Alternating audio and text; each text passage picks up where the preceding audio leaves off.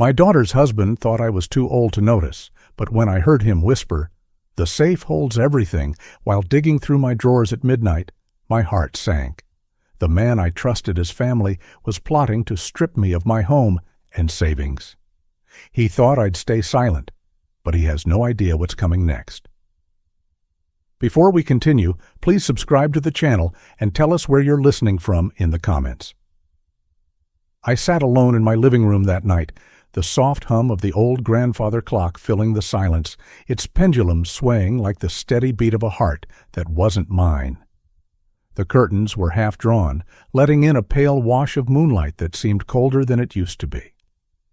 My chair creaked beneath me, the same recliner I had sat in for nearly 20 years, the leather cracked but familiar. I stared at the walls, at the framed photographs of family vacations, birthdays and holidays filled with laughter and warmth. Yet, the more I stared, the heavier my chest became, because every memory in those frames now seemed poisoned. My mind wandered back, unwilling at first, then flowing freely, to all the sacrifices I had made for Emily, my daughter, and the man she married, Mark. When Emily was accepted into college, her eyes shone with pride, and I remember how she hugged me so tightly that night at the dinner table. She said she couldn't believe it, that she had a chance to pursue her dream of becoming a teacher. The tuition was $55,000 across the years, a sum that forced me to drain nearly all the savings I had built over decades of extra shifts and overtime at the factory. I remember writing those checks, one after another, my hands trembling slightly because I knew what it cost me. Yet I never hesitated, not even once. She was my daughter. She deserved every opportunity I could give. Years later, when Emily and Mark married, I still remember the sound of the church bells, the smell of flowers filling the air. It was a day I wanted her to feel like she was the most cherished woman in the world. They didn't have enough for a car, so I went to the dealership and signed the papers for a brand new vehicle, $22,000. I still remember the way Emily cried when I handed her the keys wrapped in a red ribbon. "Dad, how could you? You've already done so much." I brushed her tears away and told her, "It's my gift, my way of seeing you drive into your new life with something safe, something reliable." Not long after, when Mark lost his job and couldn't find steady work for nearly 8 months, they came to me. I knew pride kept him from asking at first, but Emily's voice on the phone broke. "Dad, we're falling behind. Rent, bills, everything is piling up." Without hesitation, I withdrew $15,000 and handed it over. It wasn't charity. It was love. I told him then, "This is to help you stand again. Just promise me you'll look after my daughter." He shook my hand, thanked me with eyes that looked sincere. But tonight, sitting in my chair, the memory of that handshake made bile rise in my throat. Every dollar, every sacrifice, what did it mean now? I looked around the house that wasn't just wood, bricks, and mortar, but the very soul of my life. Worth about $650,000 today, though I never thought of it as money. To me, it was where Emily learned to ride her bike in the driveway, where Linda, my late wife, planted roses by the porch, and where Christmas mornings meant the smell of cinnamon rolls and the sound of tearing paper. Every corner of this house echoed with our history. And it wasn't just the house. My savings account, $280,000, tucked away from a lifetime of discipline, of denying myself luxuries so that Emily could live better. My insurance papers, the contracts, the old files stacked neatly in my study drawer, all of it was my legacy. I worked for it. I bled for it. Yet now all of it felt like it was under siege. Earlier that week, when I walked into the study and found Mark bent over my desk, rifling through drawers, my stomach dropped. He tried to cover it up, mumbling something about looking for a pen, but I saw the glint of my safe key in his palm before he quickly shoved it back. It wasn't just suspicion anymore. It was proof. Proof that the man I welcomed into my home, the man I treated like my own son, was plotting against me. The thought that he could be after the safe, after the very things Linda and I built over a lifetime, made my blood boil. What burned more was the thought of Emily. My sweet Emily, who always saw the best in people, who trusted Mark with her whole heart. Did she know? Was she part of it? Or was she blind to the way he was circling like a vulture? The duality of my pain crushed me, not just the betrayal of money and property, but the possibility that my daughter was trapped in the hands of a man who saw her as a tool, a bridge to wealth that wasn't his. It was betrayal layered upon betrayal. I clenched my fists that night, the veins in my hands rising as if my body itself couldn't contain the fury. I whispered aloud into the emptiness of the room, my voice breaking. How could he? After everything I gave, after all I trusted him with. The words hung heavy in the air, unanswered. For a long time I thought the silence would devour me, but then, somewhere deep within, a shift began. The shock that had numbed me for days slowly gave way to something sharper. Anger. Then anger forged itself into something harder. Resolve. I muttered to myself, they think I'm just some old man, too weak, too tired to notice. They think I'll sit here quietly while they take everything. But they're wrong. They don't know me as well as they think. I rose from the chair, my knees aching, but my spine straighter than it had been in years. I walked into the hallway where the family portrait hung, the one of Emily, Linda, and me at the beach, sunburned and laughing, sand between our toes. My fingers traced Linda's face. Her smile was frozen in time, but I could almost hear her voice. And then, quietly, I whispered, Linda, what would you do if you saw this? Would you tell me to forgive, to let it go? Or would you remind me of the promise I made, to protect Emily no matter what? I swear to you, I won't let him destroy what we built.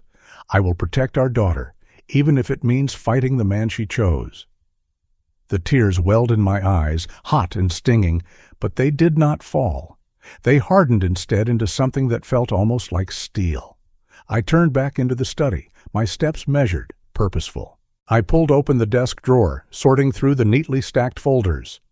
Birth certificates, insurance papers, and contracts I had signed years ago. And then, tucked near the back, the deed to the house, still crisp in its folder. I placed it gently on the table, my hand resting on it as though it were a living thing that needed guarding. I opened my laptop, checking my accounts, scrolling through balances, and making notes on a pad. Each figure on the screen wasn't just money. It was blood, sweat, nights missed with family, weekends sacrificed, birthdays spent at work. Every dollar represented a piece of me, and I wasn't about to hand it to a man like Mark. Then I reached for the phone. My fingers hesitated over the numbers, the weight of the decision pressing hard. But I remembered the lawyer I had worked with years ago when I updated my will. A man who knew my story, who respected what Linda and I had built. I scrolled through my old contacts until his name appeared. Daniel Whitmore. My thumb hovered, and then I pressed. Not yet to call, but the number was saved. Ready. Because I knew this wasn't just about confronting Mark. This was about preparing for a battle that was about to change everything. The clock ticked past midnight as I sat again at the desk, papers spread around me like soldiers waiting for orders. The shadows stretched long across the floor, and outside the wind rustled through the trees as if whispering that a storm was coming. And maybe it was. Maybe the storm had already begun. But I wasn't afraid anymore.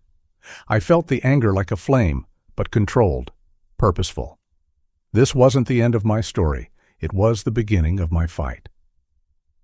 If you're still watching and find this story interesting, please comment 1 below to let me know you're here with me. The night after that heavy dinner still lingers in my memory. The roast chicken had gone cold by the time I finally pushed my plate away, but Mark kept talking as if the meal were still warm and alive. He leaned back in his chair, swirling his glass of red wine, his eyes darting now and then toward the cabinet where I kept the old walnut safe. His words were casual, but his tone carried an edge of pressure that I could not ignore. "So, Dad," he said, his smile stretched a little too wide. "I was thinking about insurance policies. You know, just to make sure things are settled. You don't want Emily to be overwhelmed if, well, anything were to happen suddenly. Maybe you should let me handle some of that paperwork. I could check the safe for you, just to help out." I kept my face still, my fork tapping softly against the plate. Inside, I felt a tremor of anger, a quiet quake that rattled the walls of my chest. But I did not let it show. Instead, I nodded lightly, feigning tiredness. "I've got everything under control, Mark. Don't worry about the safe. It's locked up fine. You and Emily should just focus on yourselves." He shrugged, but I saw the flicker of irritation in his eyes. It was subtle, but to a man who had once negotiated contracts worth hundreds of thousands of dollars, subtlety was enough. That night, after Emily and Mark left the dining room, I sat alone at the table, staring at the candle stub still glowing faintly. I whispered to myself, "So that's what this is. Not concerned. Not love. Greed dressed up in a polite smile." Later, when the house grew quiet, I walked to the den and pulled open the drawer where I always kept the keys. One was missing. My hands trembled for a moment, not out of fear, but of cold realization. Someone had been here. Someone had dared to reach into the space I thought sacred, into the very symbol of my security. I stood there in the dim light, the clock ticking on the wall, reminding me that time itself was now pressing against me. The safe, my safe, held more than papers. It carried the bones of my life, the deed to this house I built in 1995 with sweat and overtime checks, the savings account book showing the $400,000 Emily had no idea I still guarded, and the insurance policies I kept updated even when no one thought I needed them. Every page inside was stained with years of sacrifice. And now Mark, the man who had promised to protect my daughter, was circling it like a vulture. The next morning, I replaced the missing key with a fake. A locksmith downtown crafted it in less than an hour, his hands working quickly while I sat quietly watching the hum of the city beyond his shop window. When he handed me the duplicate, I felt a new kind of steadiness in my bones.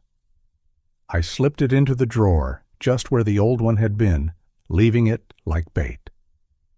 The real key I hid in a hollowed-out book on my shelf, an old atlas Emily had given me one Christmas.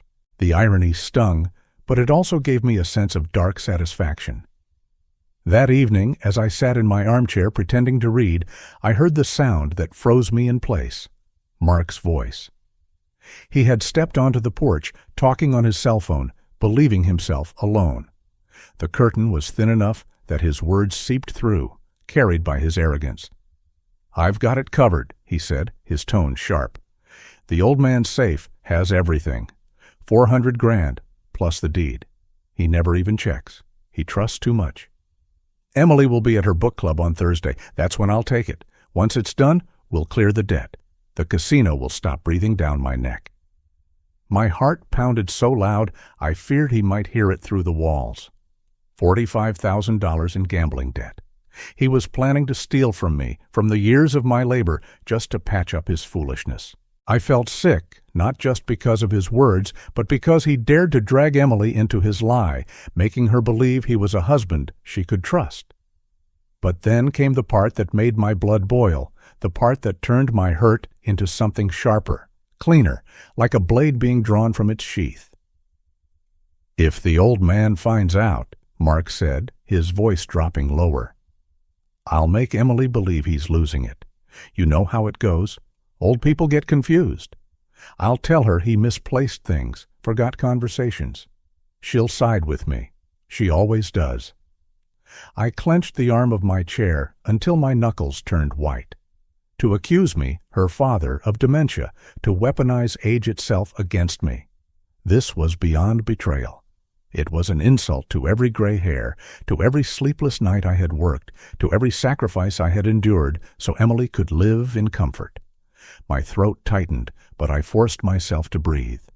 Rage could not guide me. Strategy had to. When the porch light flicked off and the house settled again, I whispered the words that sealed my resolve. "They think I've lost my strength. They're wrong. They think I'll surrender. They don't know me. The game has just begun." The next day, I drove into town. The hardware store still smelled of sawdust and oil, a smell that always reminded me of younger years when fixing things with my own hands made me feel invincible. I bought a small surveillance camera, one of those discreet models that could be hidden inside a clock. The clerk asked if it was for the garage. I smiled faintly and said, "Something like that?" Back home, I placed the camera above the cabinet, angled toward the safe. It felt like an act of quiet rebellion, like planting a seed that would grow into justice. I wasn't just protecting money, I was reclaiming dignity. Then, in a moment of mischievous defiance, I prepared a glitter trap inside the drawer where the fake key rested. A simple mechanism. If pulled too quickly, it would burst, showering the thief in a sparkling cloud impossible to explain away. That night, I lay in bed pretending to be tired, my pill bottles lined neatly on the table. I let Mark see them earlier in the evening, making a show of taking one with water, sighing as though exhaustion had finally beaten me. He watched closely, and I could almost hear his thoughts. The old man is fading. Soon it will all be mine. But in the silence of the dark, I was not fading. I was sharpening. My mind moved like it had in my best years, weighing risks, planning moves. The betrayal no longer crushed me. It fueled me. What had begun as sorrow now hardened into determination. I pictured Emily's face, sweet, trusting, unaware. She had sat at my kitchen table so many times, telling me about her dreams, her worries, her love for Mark. How could she see what he truly was? I had to open her eyes, not by shouting, but by showing her the truth she could not deny. That was what this plan would do. I shifted on the mattress, listening to the faint creaks of the house. Somewhere down the hall, Mark was likely awake, scrolling his phone, scheming in silence. He believed the world already tilted in his favor, that his charm and manipulation were shields no one could pierce. Let him think that. His arrogance was my weapon, the glitter trap, the hidden camera, the fake key. They were not just tools, they were symbols. Every detail reminded me that I was no longer the passive father, no longer the grieving widower clinging to memories. I was alive, alert, and ready. Before I closed my eyes, I spoke into the darkness, a vow more than a whisper. You think I'm beaten, Mark. You think age makes me weak. But you're about to learn that time sharpens some of us, and tomorrow you'll step into the snare you built with your greed. I turned onto my side, steady now, almost calm. For the first time in weeks, I felt the weight of control in my hands again. I drifted to sleep, knowing the stage was set, and that soon, very soon, the truth would rise like the dawn. If you're still watching and find this story interesting, please comment 2 below to let me know you're here with me. I could not sleep that night, though I pretended to rest with my eyes shut. Something in my bones told me the storm would finally break. The house felt too quiet, the kind of silence that doesn't comfort but unsettles, like the pause before thunder. My heart was heavy, not with fear anymore, but with a strange, calm determination. After weeks of watching my son-in-law Mark circle me like a vulture, after hearing his whispered words of greed, and after enduring the pain of seeing my daughter Emily defend him, I knew the time had come. The clock ticked toward 2 in the morning. I lay still, listening to the faint groan of the old floorboards settling in the night. Then, almost like a phantom, a soft creak drifted through the hallway. My ears sharpened, my body alert. It was 2:43 a.m. when the door to my room opened with deliberate slowness, as if whoever was entering thought they could sneak past time itself. I kept my breathing steady, feigning the deep rhythm of slumber. Through half-lidded eyes, I caught the silhouette of Mark. His tall frame moved with a mix of arrogance and caution. He thought I was too old, too fragile, too unaware to notice. He thought his youth gave him the upper hand. But tonight, I had the advantage of foresight. He went straight for the oak dresser in the corner, his hand reaching for the second drawer, the one where I kept my most important documents. The moment he pulled it open, a sudden burst of glitter exploded into the air like fireworks. The trap had been simple, too simple for a man blinded by greed to suspect. I had emptied a small tube of glitter onto a piece of folded paper and rigged it just enough so that the moment the drawer opened, the glitter would burst outward. He froze, startled, his hands and face instantly covered in sparkling dust. The particles clung to his hair, his shirt, his skin, turning him into a ridiculous parody of a thief caught under a spotlight. My finger clicked the lamp on, and the warm yellow light filled the room, revealing him in his pitiful state. "Looking for something, Mark?" I asked, my voice steady, low but sharp enough to cut through the silence. His mouth opened, but no words came out. His eyes widened, darting around as if searching for an excuse that could save him from the undeniable evidence. Glitter floated in the air between us, shimmering like fragments of truth that could no longer be hidden. Emily burst into the room seconds later, drawn by the sound of the drawer and my voice. Her eyes went wide when she saw her husband, coated in glitter like a child caught playing with forbidden paint. "What? Mark, what are you doing?" she stammered, her voice trembling with disbelief. Mark raised his hands as if surrendering, his face flushed with humiliation and panic. "It's not what it looks like." "Then explain to me what it is." I cut him off. My hands didn't shake, my voice didn't crack. I had spent decades raising a family, carrying burdens silently and protecting everyone else. Tonight, I protected myself. Emily looked from me to him, confusion and fear battling in her eyes. "Mark, please, tell me the truth." He stuttered, fumbling with words, but before he could weave his tangled net of excuses, I reached for the small recorder I had tucked under my pillow. With a simple press of the button, his voice filled the room. "If something happens to your father, you'll have everything. Don't you trust me? I'll take care of you. But we need that money now. $45,000 isn't going to vanish on its own." Emily gasped, her hand flying to her mouth. Her eyes filled with tears as the voice of her husband, calm and calculating, played again, each word dripping with betrayal. She turned to him, her face pale. "You said you loved my father. You said we were in this together." Mark lunged forward, trying to snatch the recorder, but I pulled it back, holding it firmly against my chest. "No," I said firmly. "The world deserves to hear what kind of man you are. And tonight, Emily deserves the truth more than anyone." His face twisted, his voice cracking under the weight of exposure.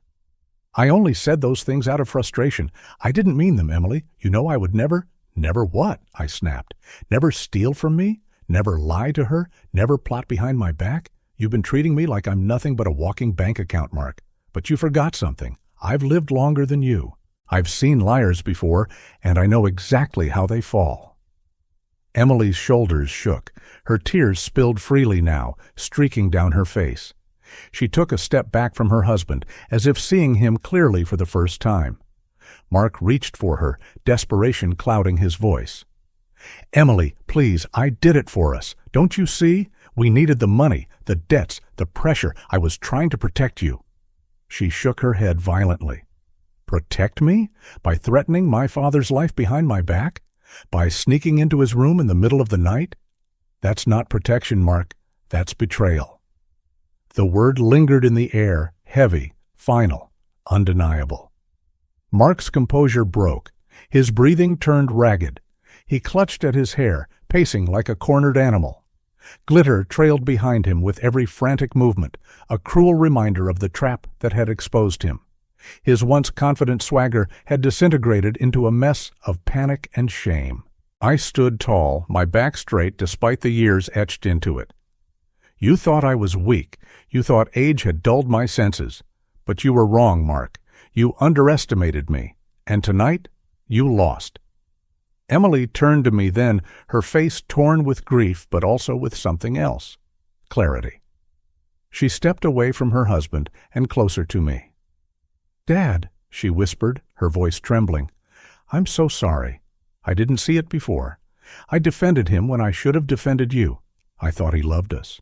But now I see he only loved what you had." Mark froze, the words cutting deeper than any glitter trapper recording could. He turned toward her, his voice raw. "Emily, Don't do this. Don't turn on me now. I'm your husband." She lifted her chin, her tears glistening in the light. "And he's my father, the man who raised me, who sacrificed for me, who gave me everything without asking for anything in return. You've betrayed us both. Get out." The room went silent.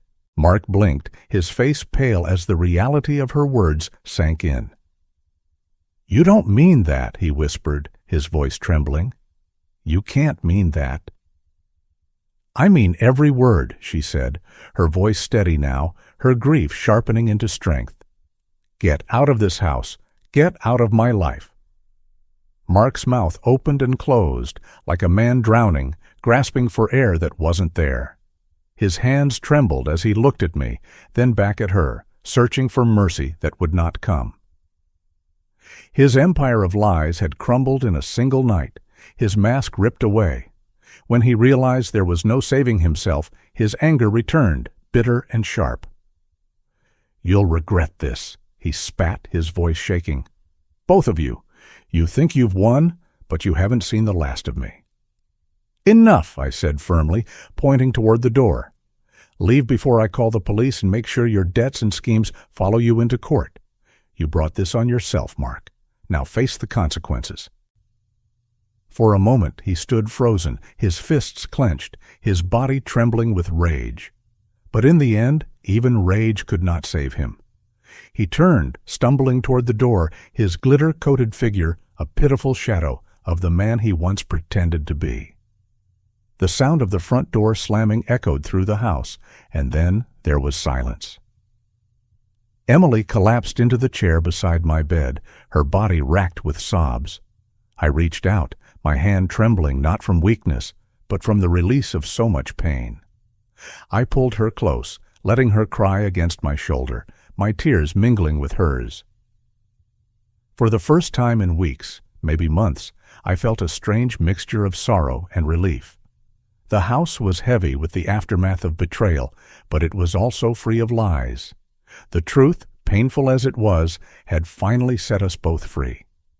She whispered through her tears, "I can't believe I let him do this to us. I should have listened to you.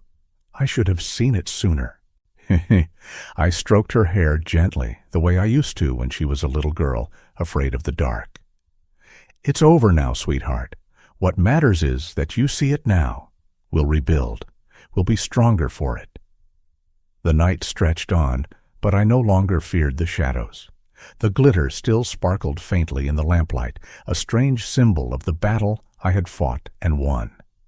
Justice had not come from a courtroom or a lawyer's pen, but from a father's will to protect and a daughter's awakening to truth. As the first rays of dawn began to creep through the curtains, Emily and I sat together in silence. The house felt different, quieter, but in that quiet there was a promise. The worst had passed. Mark was gone. His lies were shattered, and though the path ahead would not be easy, I knew in my heart that we would face it together. What awaited us next would not be the chaos of betrayal, but the long road of healing, of consequences, and of reclaiming the life we almost lost. And with that thought, I knew Chapter 5 was waiting. If you're still watching and find this story interesting, please comment 3 below to let me know you're here with me. When dawn seeped through the curtains the morning after everything spilled into the open, the light felt different, softer and cleaner, as if the house had been washed. Glitter still winked along the hallway runner where Mark had blundered through in the night. I did not vacuum. I let the specks stay like tiny stars, a quiet ledger of truth. Emily slept with her door closed, breathing long and even. I sat at the kitchen table with coffee and the ache of a marathoner who has finally stopped running. I began with the simple tasks, because simple tasks build courage. I gathered the digital recorder, the dummy key, the tiny camera's memory card, and slipped them into a heavy zipper bag labeled with the date and time. I printed a transcript of the worst parts, Mark calmly describing his $45,000 in gambling debt, the plan to open my safe during Emily's book club, the cruel promise to convince her I was slipping into dementia. Paper is steady when people are not. I stacked it, squared the corners, and felt my heartbeat slow. By 9 o'clock, I had my lawyer, Daniel Whitmore, on the phone. He listened without interrupting and cleared his throat only once at the dementia line. When I finished, he took a calm breath and spoke in that courthouse voice that never rises or falls. "We protect the assets first," he said.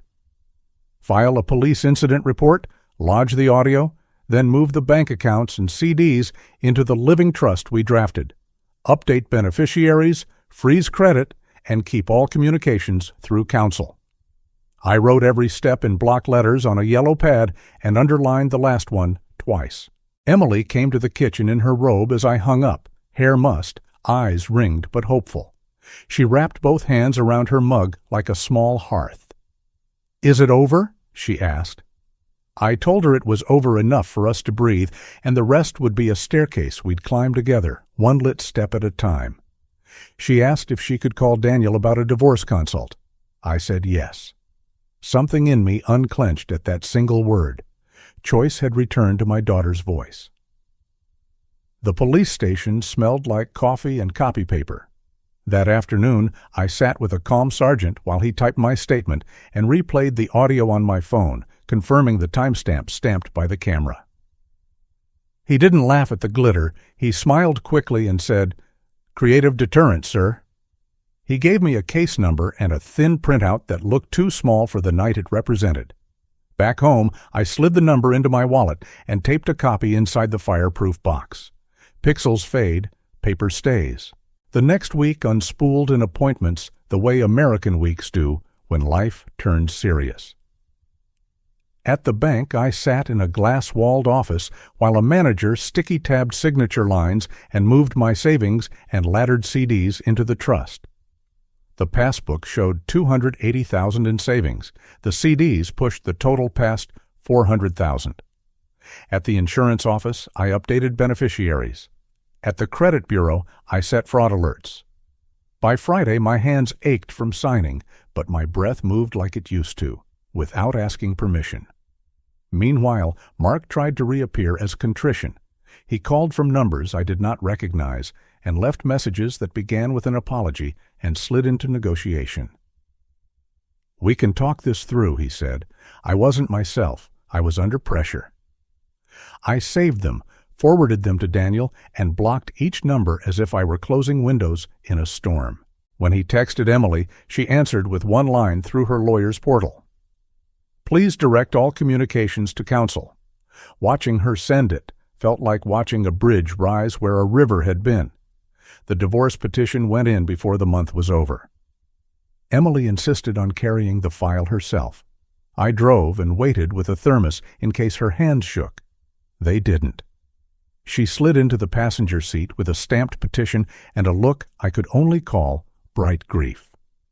"It hurts, and it's right," she said, buckling her seatbelt. We stopped at the diner for pancakes at noon. Sometimes victory tastes like breakfast. News travels in our town by porch and barbershop. Within 2 weeks, I heard, without trying, that Mark had been sued by a casino-linked lender out of Nevada, that a wage garnishment order was pending, and that he was living in a weekly rental near the interstate where the ice machine never slept. A neighbor's cousin saw him stepping off a bus at dusk, shoulders hunched in a jacket that didn't fit. I did not memorize the address. I do not collect relics. I keep only what helps us walk forward. Peace arrived not like a parade, but like a routine. I woke at 6, ground beans in the little steel grinder Linda bought, and poured coffee dark as topsoil. I read the paper, even the classifieds, because normalness hides in small print. On Tuesday, I bought tomatoes that smelled like August and peaches so fragrant I had to crack the truck window. I fixed the loose picket and rehung the porch swing. Living, it turned out, is loudest when it is ordinary. Emily found work at the Maple Street Library, a brick building whose tall windows collect afternoon light. She came home with stories about patrons who whispered thank you like prayers. One evening, she told me about a veteran with a Purple Heart who needed a Social Security letter printed. He kept apologizing for being slow, she said, and then he squeezed my hand when it worked. I could see the child she had been and the woman she had become at once. Daniel's envelopes began arriving twice a month.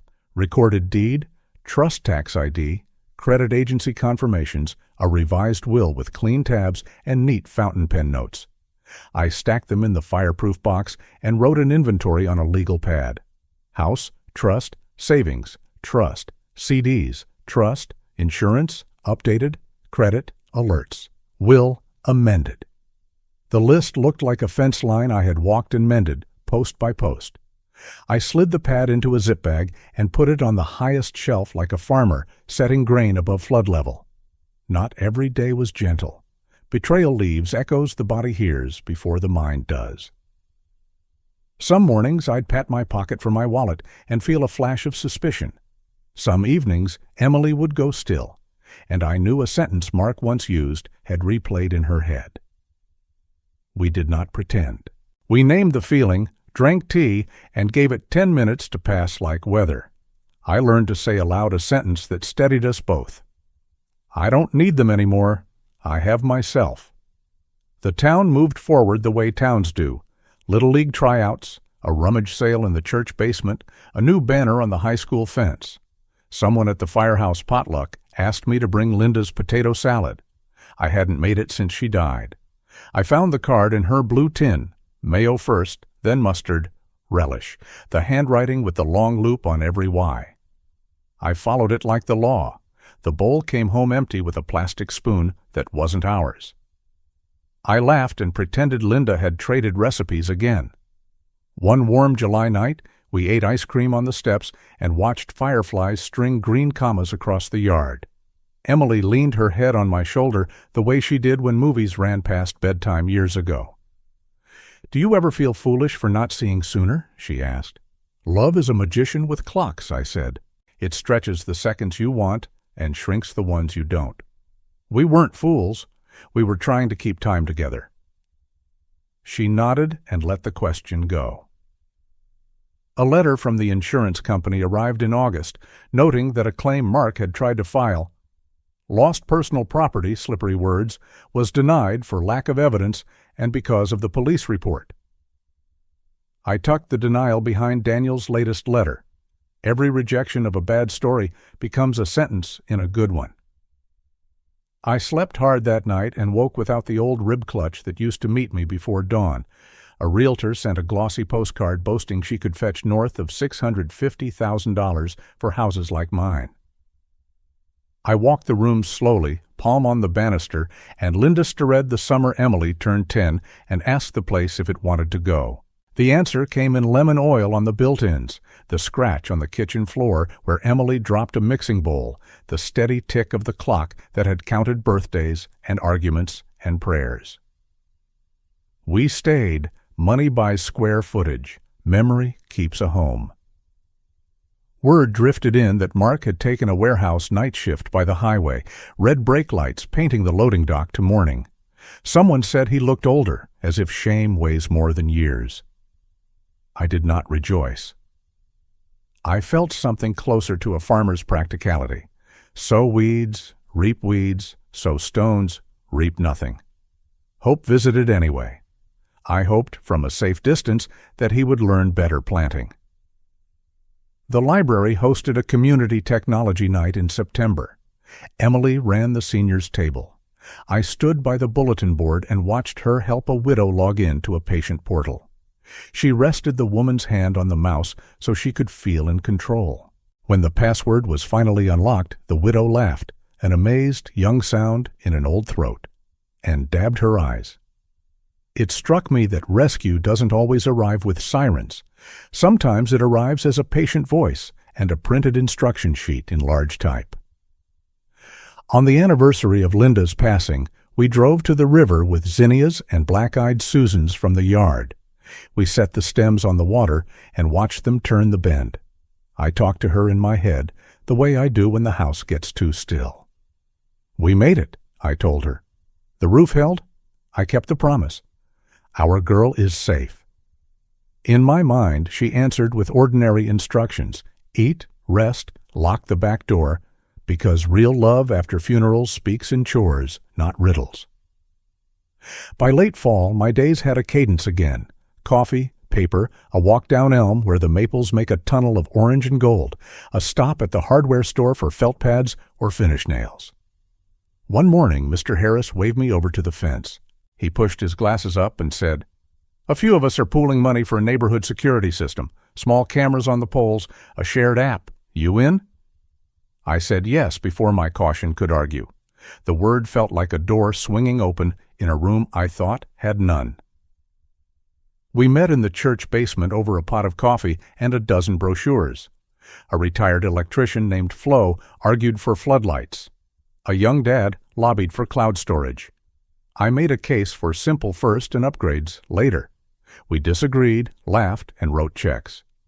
The salesman said he wished every block were as organized. I told him we had our reasons.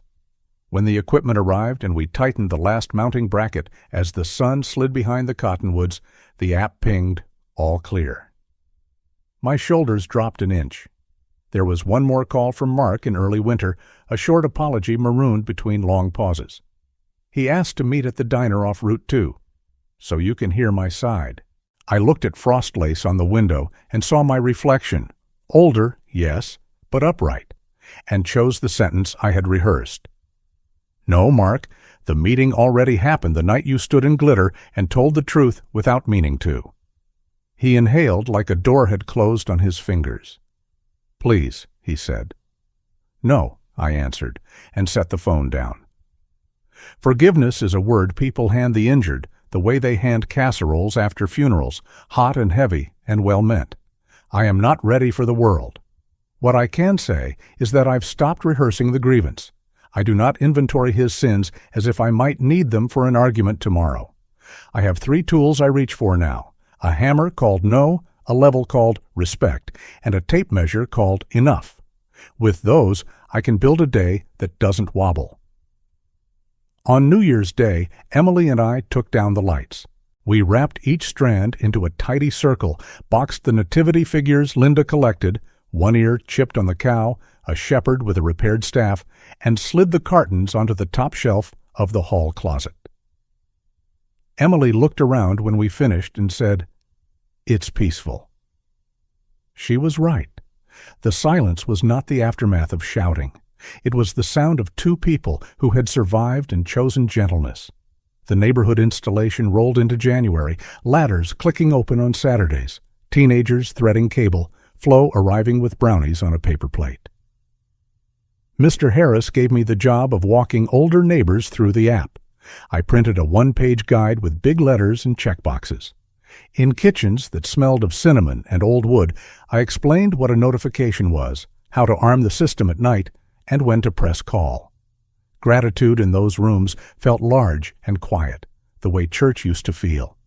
In February, the final decree arrived in Emily's hands like a clean bill. We sat at the kitchen table, where so much paper had weighed us down, and read every page. No spousal support owed, no claim against property held in my trust. A line that mattered. Parties shall refrain from direct contact except in writing through counsel. Emily exhaled and rested her forehead on my shoulder. We stayed that way a while. We both breathed easier that night. We celebrated with meatloaf from the diner Linda loved, gravy the color of November, green beans that squeaked against the fork. Emily raised her glass of iced tea. "To the new page," she said. I lifted mine. "To respect," I answered. We ate like people who had moved furniture and finally sat down. Then we washed the dishes the way Linda and I had washed them for years, one of us soaping, the other rinsing, both of us drying with the same old towels that have outlived 3 microwaves. Spring came early. Crocuses poked purple thumbs through the mulch. The mailman wore shorts on Thursdays. I patched the crack in the bird bath with epoxy and painted it sky blue. A neighbor called from the sidewalk to say that the yard looked like a postcard. I waved and felt the kind of pride that doesn't make noise. Beauty had been possible all along. We had simply been too busy ducking to see it. A letter arrived in April, written in a tidy hand. The writer identified himself as Mark's sponsor in a recovery group. He said Mark had started attending meetings and was attempting to make amends where appropriate. The note did not ask me to respond. It did not plead. It simply told me that effort was being made. I set it on the table and looked out at the birch leaves winking in the new wind. Emily read it and asked, "How do you feel?" "Grateful for distance," I said, "grateful for light." By May, our little committee had expanded into Saturday visits, where we replaced smoke detector batteries, tightened loose handrails, and installed peepholes. Mr. Harris said I had the calm voice people trust when ladders are involved. Emily teased that I was becoming the block's building department. I printed a checklist and added one box that wasn't strictly technical. Neighbor's phone number on the fridge? Safety, I reminded people, is not only wires and locks. It is names you can call without shame. If you had asked me a year earlier what winning would look like, I might have described something louder: gavels, headlines, public confessions. The victory I love is ordinary and durable. It is my heart that is not kicking when an unknown number rings. It is Emily humming in the kitchen while she assembles a library display. It is the freedom to sit in the chair that used to feel like a lookout post and now feels like a chair. Peace does not perform. Peace abides. People sometimes ask if I would talk to Mark again if he apologized. I answer the same way every time, gently and without drama. I wish him well, and I wish us away. It isn't cruelty. It's maintenance. I keep oil in the truck, fresh batteries in the smoke detectors, and distance between my family and the man who tried to turn love into leverage. Boundaries are not barbed wire. They are front gates that swing open only for those who knock with respect. On the first truly warm Saturday, Emily washed the front windows in a plastic tub while I swept the porch. A robin scolded us from the birch, offended by our industry. We sat with lemonade and let the shade cool our ankles. "This feels like ours," she said, and the word ours felt like the most expensive thing I owned. "It is," I replied, and meant it. That night, I lay in bed with the window cracked and listened to the far train drag a low note across town. I thought of Linda, of the simple vows we kept, of the daughter we raised and almost lost to a man's hunger. I thought of the house, how it had held us through seasons and a storm, and how we had learned to hold it back. A sentence came to me that I said aloud, soft as a prayer. "I am done living in his weather." Morning brought a text from Mr. Harris. "Town Council wants a citizen liaison for senior safety initiatives. You'd be perfect. Coffee?" I typed back before the kettle even boiled. "I'm retired from paychecks, not from purpose. Name the time." He sent at 8 a.m. to the diner. I could already taste the black coffee and hear the clink of cutlery. Purpose, I have learned, sounds like your own name spoken kindly. So here is the ledger, neat and final. The house remains ours, title clear in the trust, a dwelling rather than a target. The accounts sleep behind passwords and paper, guarded by numbers and neighbors. Emily wakes to a job that matters. I wake to a street that waves back. The man who tried to turn my years into his cash lives where I cannot see him. I do not wish him ill. I do not invite him in. My life is full, and the door is closed. If you ask me for the lesson, I will give you one sentence and then pour you coffee. Family is not blood. It is the people who respect you. Everything else is a footnote. Respect yourself enough to set boundaries without apology.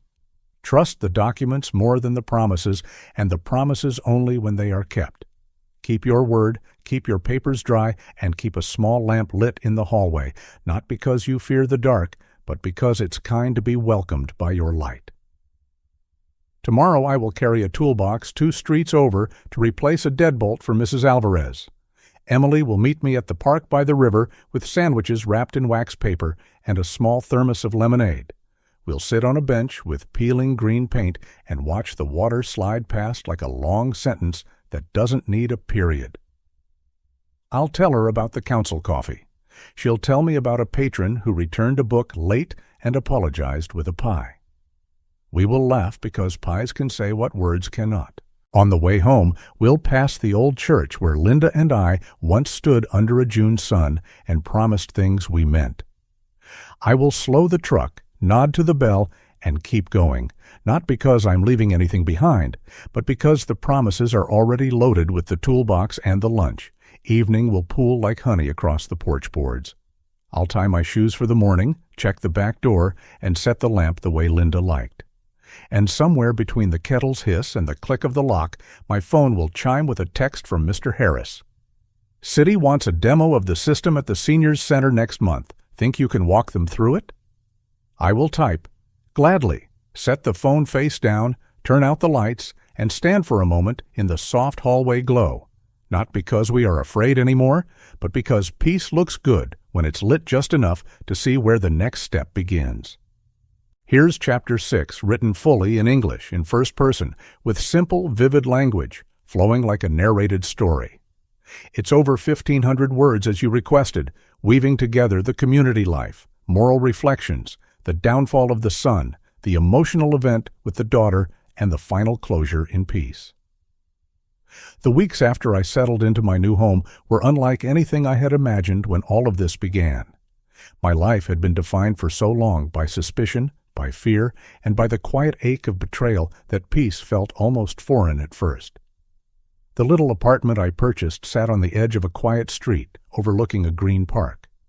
In the mornings, I would sit by the wide window with a cup of coffee, steam curling into the air, and watch neighbors walk their dogs or children chase soccer balls across the grass. The walls were fresh, the air smelled faintly of cedar from the shelves I had put up myself, and the space felt mine. Truly mine. There was no shadow of deceit lingering here, no hidden plan, no whispered betrayal. Just sunlight, wood floors, and the gentle creak of my rocking chair. It was here that I began to rebuild, not just my finances or my home, but my sense of belonging in the world. I joined a community group that met every Thursday evening at the local library. At first, I thought I might feel out of place, too old, too tired, too marked by the ugliness of what had happened. But they welcomed me with smiles that carried no judgment. Together we planted flowers along the walking path, organized safety checks for elderly neighbors, and even raised funds to install security lights for those who lived alone. I found myself standing shoulder to shoulder with strangers who quickly became friends, hammering nails into fence posts, laughing over spilled soil, and feeling something bloom inside me that I thought I had lost forever. Joy. It struck me more than once that I had been robbed before a single dollar ever left my bank account. Betrayal does that. It steals your sense of worth, of security, of family. My son and his wife had plotted to take the savings I spent a lifetime building, but what they couldn't understand was that money is not the only treasure. Trust, respect, and love, those are harder to replace. And yet, as I stood in that community garden, hands dirty from soil, sun on my shoulders, I realized I had replaced them. Not with the people I had lost, but with the people who chose me simply for being me. The lesson from it all rang louder each day. Self-respect matters more than blind loyalty. Setting boundaries isn't cruelty, it's survival. And real family isn't measured in last names or shared bloodlines, but in the people who show up when you need them, with no thought of gain. That lesson was carved deep into me, like initials into old oak bark, never to fade. Of course, not everything vanished so cleanly. Words still traveled back to me about Mark. My son, once so sure of his cleverness, had fallen hard. He lost his job not long after the court case, his reputation trailing him like a foul odor. Friends drifted away when the money dried up, and the last I heard, he and his wife were renting a cramped apartment on the edge of town, bills stacked high on their kitchen table. A part of me, the mother in me, ached to think of him like that. But another part, the part that had survived his betrayal, knew that it was only fitting. We all reap what we sow. He had planted seeds of greed, and now he harvested emptiness. People sometimes asked me if I would ever forgive him. The truth is, forgiveness is complicated. I can release my anger. I can let go of the weight that once pressed against my chest. But forgiveness doesn't mean forgetting, and it doesn't mean returning to what was. As I told myself in those quiet moments, I don't need his apology. I have my life, my peace, and my daughter, and that's more than enough. It was Emily who reminded me of that most clearly. One afternoon she came by, her arms cradling a small wooden box she had found while cleaning the attic of her home. She set it on my kitchen table, the surface worn smooth by decades of hands before ours. "Dad," she said softly, "I thought you should have this." When I lifted the lid, I found a stack of photographs, faded, curling at the edges, but alive with memory. There was Emily at age 5, frosting smeared across her cheeks at her birthday party. There was my late wife, smiling in the garden, her hands buried in tulips. And there was Mark too, small and laughing, long before bitterness had hardened his face. My hands trembled as I sifted through them, and my daughter placed hers gently over mine. We sat there together, 2 generations bound, not by betrayal, but by endurance. Tears slipped down my cheeks, not of grief, but of gratitude, for what remained, for what endured. Emily pressed her forehead against mine, and we whispered the truth neither of us needed to say out loud. We still had each other. That was more than some families ever kept. The box of photographs stayed on the shelf in my living room after that, not as a shrine to what was lost, but as a reminder of what remained. Each morning, as I passed it, I felt grounded in something real, something unshakable. And so life settled into a rhythm. I woke to sunlight, brewed my coffee, and walked in the park each evening. I volunteered at the senior center, teaching a few of the men how to handle small repairs around their homes, tightening leaky faucets, patching a broken step. Simple things, but they laughed like boys again when they managed it. In helping them, I helped myself. Every nail I hammered, every smile I received, built another layer of peace around me. Looking back, I could see clearly how far I had come. From the courtroom, where the truth was dragged into the light, to the quiet of my new home, where I had reclaimed my dignity. The contrast with Mark's life was sharp, undeniable. He had chosen a path of deceit, and it had led him to emptiness. I had chosen the harder road of truth, and it had led me here, to serenity. One evening, as the sun slid low behind the trees, I carried my chair into the park and sat by the pond. The air was golden, thick with the hum of summer cicadas. Ducks rippled the water, children's laughter drifted on the wind, and for the first time in what felt like decades, I felt whole. I thought of the journey, the fear, the anger, the heartbreak. And yet here I was, still standing, still breathing, still capable of joy. I finally found the place where I belong, I whispered to myself. The words were simple, but they carried the weight of everything I had endured. I don't keep in contact with Mark now. He tried once, sending a letter through Emily, a page filled with apologies that rang hollow.